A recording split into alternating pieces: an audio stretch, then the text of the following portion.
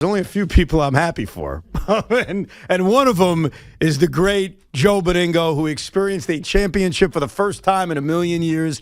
Has it sunk in 2.5 days after the fact, bro? You know, I don't know. I mean, it's still kind of, I think about it. I think about the moment, I think about the great call. I got to say, Mike Breen's call at the end, and let's be honest, Mike's a big Knicks fan his whole life, no doubt about it. I'm sure he was thrilled to get the call of his finals. When he said at the end there, okay, Knicks fans, you can cry now. Boy, man, he's so right. I mean, I've been emotional for a couple days, man. I really have. Because I never, you know me, Evan. Yeah. You and I were together forever. I never thought I'd see this team win another championship. And, look, the Jets, the Mets, the Rangers, all of that, no team has given me more painful moments than the Knicks. No team has done more stupid stuff. I know the Jets are close, but no team has done more stupid stuff over the years than the Knicks have had. Starting when we let Dr. J, we said, no, we don't want Dr. J here. Yeah. We want the $4 million. I mean, you could start right from that point. It's a special time. And Saturday night was a special moment. Joe, there's no question. Joe, does Saturday night's championship and the feeling and the emotion, does it replace or at least dampen all of that hurt from all those years? The ghosts of Barry, Teak. The dragon is slain. There's no doubt. I mean, I can never think of Charles Smith or Reggie Miller or Michael Jordan or Tyrese Halliburton or, Isaiah Thomas or Phil Jackson as the president of the team or all the horrible coaches, Scott Layden, Ed Tapscott, all this stuff. Letting Bernard King go, Riley faxing his resignation. All of that goes away because now I can smile. Now I know one thing. I'm 72 years old, and this might be the last one I get to see. But you know what?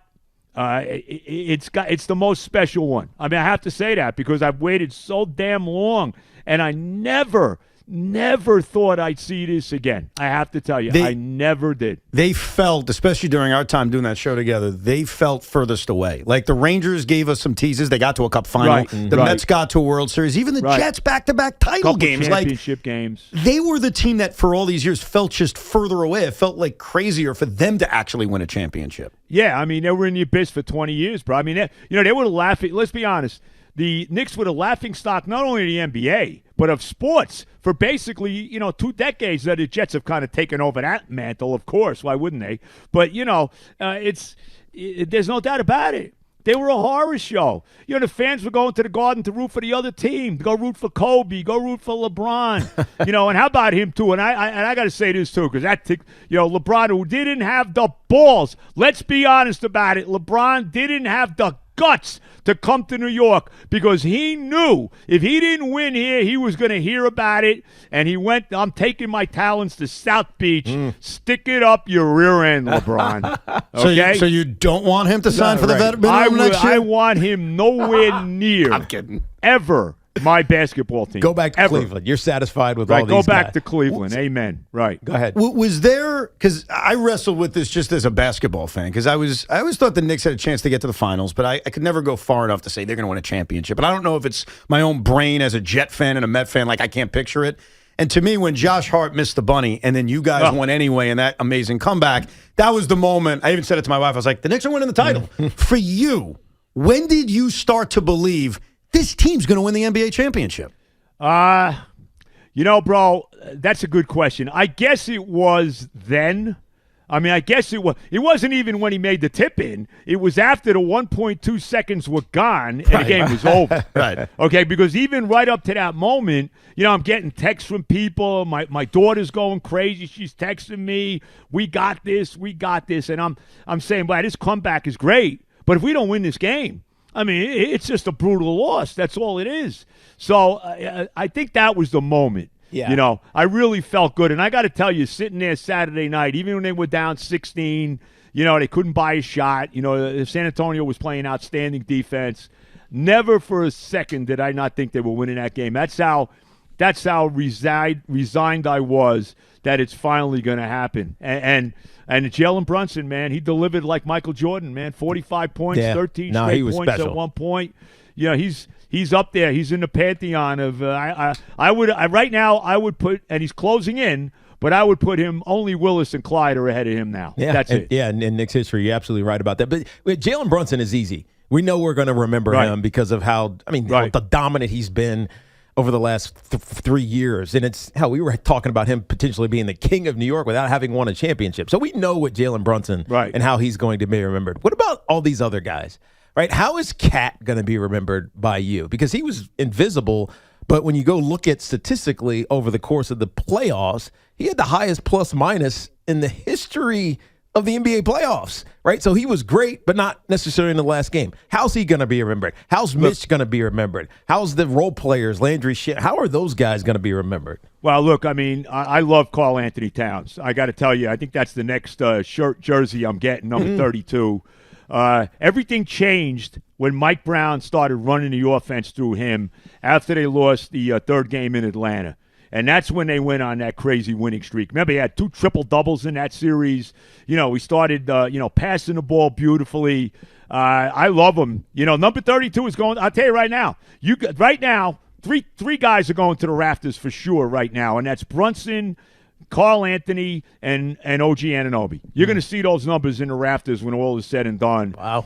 And let's say this, too, about the referees. I have never seen a player, okay – in all the years I'm watching this basketball team, not only never get a call and get the crap beat out of them going to the basket constantly, but they're always nailing them with brutal fouls. The officials wouldn't let him play in Game 5. It was a joke. He got his 4th foul seconds into the second half. Go back to the game before that, right? I guess it was a Game 4. They only got a foul trouble, yeah. Right. But he had 2 fouls before the game even started. It was like a minute they had in, that call. They overturned that call. They called the foul on the new face of the NBA, Wembayama, Wemby, baby.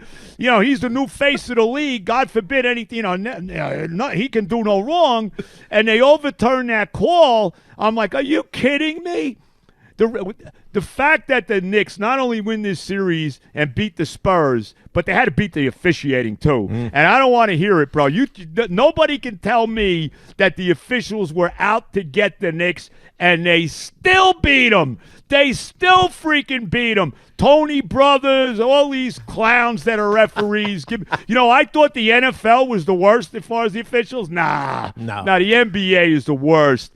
And this Wembayama, he's the new face of the league. And look, the Spurs are going to win a championship down the road. They got all these young players. Dylan Harper is phenomenal, no doubt. The other kid from Connecticut, Castle. These guys, the league, of course, wants them to be good. I mean, every time that they're in the lottery, they win the lottery. I mean, Tim Duncan, let's give him to the Spurs. Wembayama, let's give him to the Spurs. And I love, too, stucking it up the rear end of that guy, Popovich. We don't want to get into why I can't stand him, but I can't stand him. So I am so happy. Not only that we win this thing, but to beat them and to beat the officials and to hear Wemby cry like a baby. We dominated this series. You know what he sounded like, bro? He sounded like Patrick every time we lost to the Bulls, saying we were the better team. Right. I mean, give me a break. No, we weren't. We weren't the better team. Right. That killed me in this series. This entire playoffs. Every team said we were the better team. Everybody said, How about Kenny? Kenny Atkinson saying, well, analytically, we're actually ahead. God, they're beating the crap. By the way, thank God the Knicks never traded for Donovan Mitchell. Thank you so much that didn't happen. Cleveland has the 2 most overrated superstars in basketball, Donovan Mitchell and James Harden, who they should have a trophy. You know what? They should have the most overrated player trophy and name it after James Harden. They really should. You know what's crazy as you go through this, and we're talking to the great Joe Benigno, a lot of the things that at the time were probably disappointing turned out to be the best thing ever. Not winning the lottery and getting Zion Williamson or Ja Morant, but settling for R.J. Barrett. Best thing that ever happened to you. I hate to bring this up to myself, but you guys not getting Kevin Durant and Kyrie Irving. Best thing that ever happened to you. Oh, my God. And the Donovan Mitchell, and I like Donovan Mitchell, but it's a fair point. Like, the best thing that ever happened to them is not being able to trade for him. No question about it. Leon Rose, I mean, this guy would, I mean, look, nobody knew Jalen Brunson was going to turn out to be Superman. I mean, nobody knew he was going to turn out to be the player he's turned out to be. Right. Not even Jay Wright. I had Jay Wright on the show Sunday, and again, I want to thank Ryan Hurley and Oliveira for giving me that show. I mean, thank you so much that, you gave me that show after the Knicks won the championship, and I had Jay Wright on, and he didn't even think Jalen Brunson was going to turn out. He thought he'd be a real good, second guard on a team. That's what he thought he would be. No, even he didn't think he was going to turn out to be, this all-time great player. But Leon Rose, the trades he made, getting Karl-Anthony. I didn't want to trade Randall and DiVincenzo, but what a trade that turned out to be.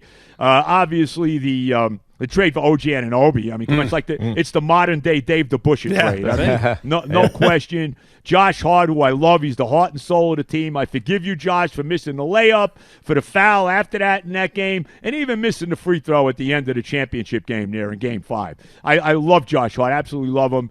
And look, everybody killed Mikal Bridges. Everybody killed him. 5 number ones to the Nets. Do. And this guy, look, he wasn't great in games 3 and 4 of the finals, but overall he was tremendous. I mean, after the Hawks series, after he almost got benched and didn't score, this guy was huge. And he was great in Game 5, man. He scored 14 points, made some big shots, played terrific defense. And I want to give credit to the bench. Because every guy that came off that bench, whether it was Landry Shamet, whether it was Deuce McBride, obviously Mitch coming off the bench, whether it was Clarkson, whether it was Alvarado, what a game he had in the comeback in Game 4, every one of those guys came up big at some point in the playoffs. I mean, it's a magical time, bro. I mean, I don't know how else to say it. Everything worked. Everything fit. Everything. Including, and maybe especially, the head coach. Yep. Mike Brown. I was going to get to him. Yep. I mean, he's corny as hell singing. Did you hear him singing? Who Let the Dogs Out? A song I don't want to hear as a Met fan? Yes. Hey, Tiki, I was singing New York, New York after we won. So if Mike Brown wants to sing Who Let the Dogs Out, let him sing it, But, I mean, he deserves a lot of this credit because I don't think we knew who he was as a coach or how he coached. I think we've seen him around for a long time. Right. But his personality and he's calm, but he's also adaptive and he listens to his players. And I think even though Tom Thibodeau did a great job in developing this team and the players on this team, because everybody who came here got better, you needed the change. You needed Mike Brown to take them over the next hump. And I don't think anybody expected that either. I mean, this is a team full of unexpected surprises. Well, Mike Brown was like an afterthought. I mean, let's be honest. Evan and I were talking about it the other day. The first guy they really wanted was Jason Kidd. They couldn't get him out of his contract.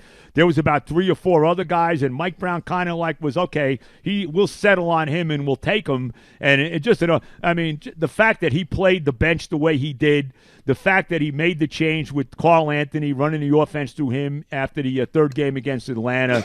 I mean, and his life has changed forever. Right. I mean, Mike Brown has become an all-time icon in New York sports. I mean, there's only 2 people that have ever been a head coach of the Knicks and won championships, and that's him and Red Holzman. So, he's gone into a different level in his life now. But let's give Thibodeau, and I did this on Sunday as well, let's give Thibodeau some credit. Because this team isn't where they are without Tom Thibodeau.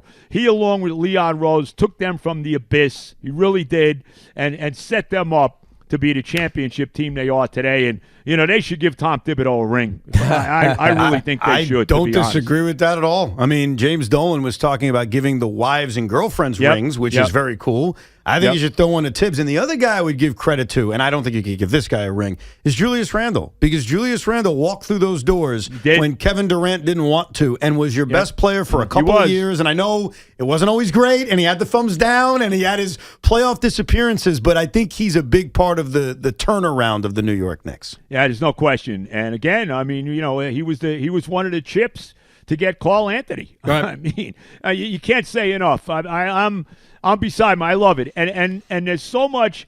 This team is so reminiscent of the teams that won in the 70s, because you got 5, 6, 7, 8 guys on this team that if it was one shot to win the game, that I would feel comfortable that guy was going to hit the shot. I mean, you got 7 or 8 guys that I would feel good about that. And that was the same way back in 70 and 73. Right. There was 6, 7, 8 guys that with the game on the line, man, I'd feel good if they were taking that final shot. And that's very similar with this team. And the ball movement that they had. I mean, it's unbelievable. Bro, it's unbelievable. It really is. What I am so curious about, and I hope someday I can answer this myself, but I'll ask you, because you just saw a Knicks title and it's euphoric, does it make you more confident in the Jets and Mets? Does it change the way you watch a season? Does it almost relax the pain because you just experienced the championship? Or is it just so different that it doesn't impact the way you view that? No, I think it does. I mean, I think it does. It kind of, because I told you now, I know, as a 72-year-old guy who was 19 when they won the last one, which is mind-boggling to think about, as a 72-year-old guy who never, ever thought I'd see another one, now I got this. Now I'm kind of at peace. I mean, it would be nice to see the Jets win. It'd be nice to see the Mets win again, no question about it. But I'm at peace that my basketball team, the team that gave me more pain than any team, and the Charles Smith, and that night when the Charles Smith thing happened, and I'll never forget, my wife, I wasn't married to her at the time, and she called me after the game to see if I was okay.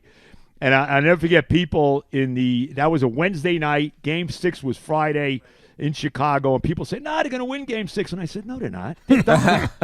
They're done. And I actually watched that game at home. And I still, could drink alcohol because I can't. I haven't had drinking since your wedding, right. Basically. Seriously. I have not because I got a bad stomach. I get the gout and all of that. It's terrible. But I had like 3 martinis that night at home because I knew I'm watching that game. I'm just getting blitzed because there's no way they're winning that game. And I was heartbroken after that. And, of course, there was a lot more heartbreak to come. But, boy, like I said, I don't want to say it was all worth it because it was really painful. But, boy, the ghosts are buried, bro. Like I told you, the ghosts are buried. Well, Joe, last question before we let you go. Do you want to go to the parade? Here's the deal with the parade. I would absolutely love to go to the parade. But if I'm going to go to the parade, I'm not just going to go there like, everybody else, and hopefully I can get somewhere near it. But there's a couple other things that factor here with the parade. My beautiful granddaughter, Simone, who is just gorgeous and as great a young lady as you could be. She's on her way to college, Felician College in the fall. She got a full ride there. Congrats. She's That's amazing, dude. She's a spectacular young lady. Gorgeous. The whole congratulations. Deal. Yeah, thank you. She's graduating high school Thursday. So that's, I that's might be more important. Forget the parade, dude. But also, let me also throw this, also one more thing, too. I get a text the other day from Stephen A. Smith's, I guess she's her producer, whatever. So I'm going on with Stephen A. at 2:00 on Thursday nice. afternoon. I gotta be locked in on that. That's so awesome. Let me say this too about him. When I was doing the overnight years and I was at the Garden all the time, I'd go right. My wife never saw me. I'd go right from getting up in the afternoon to go to the Garden, going to the Knicks games, Ranger games. I used to go to the stadium, the Mets, everything, and then go right to do the show at 1:00 in the morning from there. When Stephen A. nobody really knew who he was either. He came on my show more than once in the overnight, so I'll never forget that. And I think he's really a big Knicks fan. Yeah, there's a lot of bluster with Stephen. There's a couple things I'm going to bust his chops about too. But sure. but he inviting me on, and I really appreciate it. And it's something I just can't turn down. No, I don't blame you for that. I don't blame you. Well, yep. We still don't know our plans, but we'll see if we can hook up. Joe, congratulations. Very happy for you, man. And let me just leave you with this, bro. I love you. Your basketball team got screwed again by the league, getting the 6th pick in the draft. What a disgrace that is. Yes. And I want to say this. Can I say this about your Nets? Yeah. They made a mistake going to Brooklyn. And I really believe that. They had a better identity in New Jersey than they did in Brooklyn because now you put yourself in the city that really only cares about the Knicks. We talk about all these teams. We talk about all these other teams. Pittsburgh, everybody roots for the Steelers. Baltimore, everybody's rooting for the Ravens. You know how it is. Kansas City, everybody's a Chief fan. In New York, it's split. Well, this is the one team that the entire city loves, and that's the Knickerbockers. And I feel for you. The Nets should have stayed in New Jersey. They were better off there. But I hope someday, and even if it is the Nets or the Islanders, whatever, I hope it's one of the teams that you and I root for together. I appreciate that. I want to see you get one, bro, because I appreciate you are a great fan. You know your stuff. You're a young dude that respects the history of the sports, and most young dudes don't.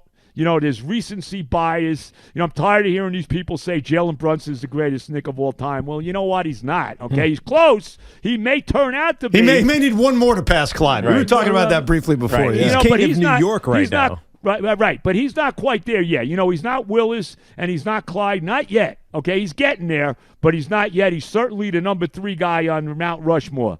But, I always appreciated in all the years I work with you, even though I'm 30 years older than you, that you really know the history. And I really hope that you get one before all is said and done. I appreciate it. And I'll leave this on a negative note because I'm the king of negativity. David Stearns and Steve Cohen allowing Pete Alonso to leave. Oh, God, yes. Is basically Tom Seaver 2.0. Let's be honest with it. Met fans, enjoy the summer, enjoy the weather, enjoy the pool. With me, I'll enjoy playing golf. The Mets season is over. Thank you so much, David Stearns and Steve Cohen. Yes. Yeah, we knew we couldn't get Joe off. I had to say it. No, I had to. Especially without that especially with that beat down yesterday. Oh, God, yesterday. But what a disgrace. And now the kid Scott is on the IL. Yeah. What a disgrace. Well, don't worry. Kodai's pitching tonight, Joe. We got Kodai back. Kodai. Oh, my. And by the way, one more thing. Okay? Yeah. Now, let's be honest. You know this, too. Okay? $50 million. Juan Soto, yesterday, bases loaded. Yep. Maybe they got a chance to come back into the game. Yep. What does he do? He pops out to the first baseman. He hits a grand slam when they're winning by 5 runs. Enough said. He needs to be clutch, and he hasn't. Yeah. There's no question about it. No doubt about it. Thank you, Joe. Great talking to you, man. God bless, guys. Enjoy. The great Joe Benigno, as he finally got to slay a dragon. And I'll tell you, during the pandemic, obviously there's no sports going on, I created a bracket of pain. Yeah. All of Joe's most painful moments as a sports fan. Yeah. I remember we talked about this. The Knicks dominated the list. Yeah, and I think the Charles Smith moment. Charles Smith, there was so many. And you could see it in his eyes whenever we would bring it up. It was a good segment, but I felt bad. Yeah, painful. Because I could see how painful it was. Right. But the Knicks were all over that bracket. And I'm glad I did it, because if I did it again now, the Knicks would probably be off the bracket. No, he erased them. All the ghosts are buried. They're gone. They're done. It's crazy to think about you working with him.